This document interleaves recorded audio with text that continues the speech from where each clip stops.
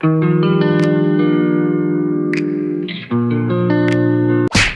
guys, good morning. At dahil gising na nga ako, bubulabog tayo ng mga tao dito, mga tulog, mga kasama ko. Ang aga namin natulog, nakakaloka.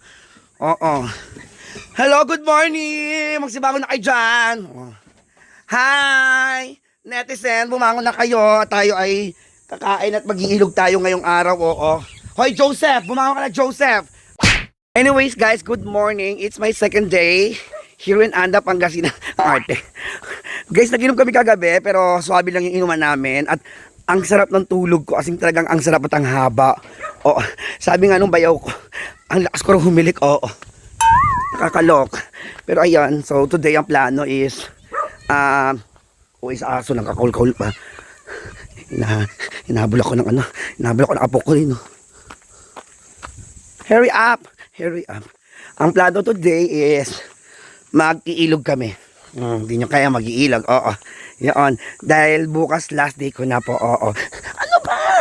Nag-vlog ako, tawag ka ng tawag. Oo. What? Pati pa naman kape. Oo. Sige na, oo. Guys, dito, ang sarap ng sikat ng araw. Tingnan mo naman, talagang binibilit ko yung mukha ko. Oo. Sarap ng sikat ng araw dito, guys. Perfect. Alam mo yung pag umaga, dito ang sarap maglakad-lakad. Ayun. Mahangin, tas ang bango ng hangin, tapos maganda yung sikat ng araw. Alam mo yung umaga pa lang, carry lang kahit pagpawisan. Oo. Sa Maynila hindi, pag gising mo ng umaga sa Maynila, putang ina, polusyon ng ba. Hello guys, yun nga, mag-aalmusal na nga kami. So ang almusal namin is homey na instant noodles, then scrambled egg. Di nyo kaya. Oo. Sarap kumain, no? Tapos umuusok yung likod mo. Oo. Awang ko ba?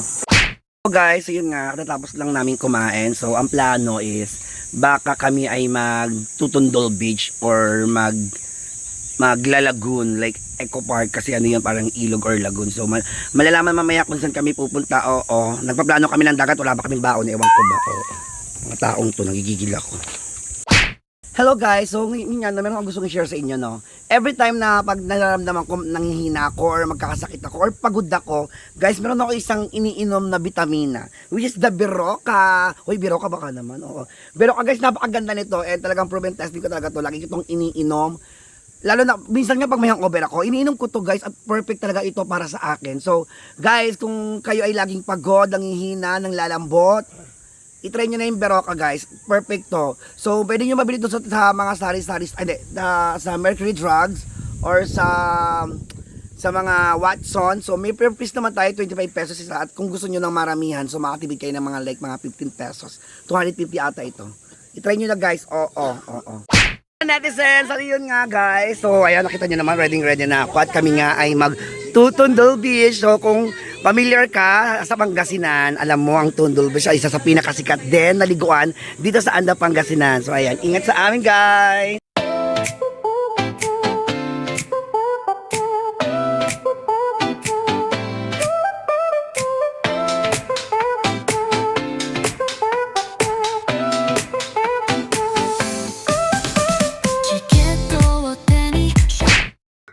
Hello guys, so yun nga, no, andito na nga tayo sa Tutundol Beach o yung sinasabi nilang Little Boracay of the North. Guys, napakaganda dito guys at talagang hindi ka magtataka kung bakit siya tinawag na Little Boracay kasi nga napakapino ng buhangin guys. Napakaganda at perfect tong Tutundol Beach para sa may mga batang kasama kasi napakababaw lang ng tubig dito. At guys, tignan nyo naman, di ba? Oh.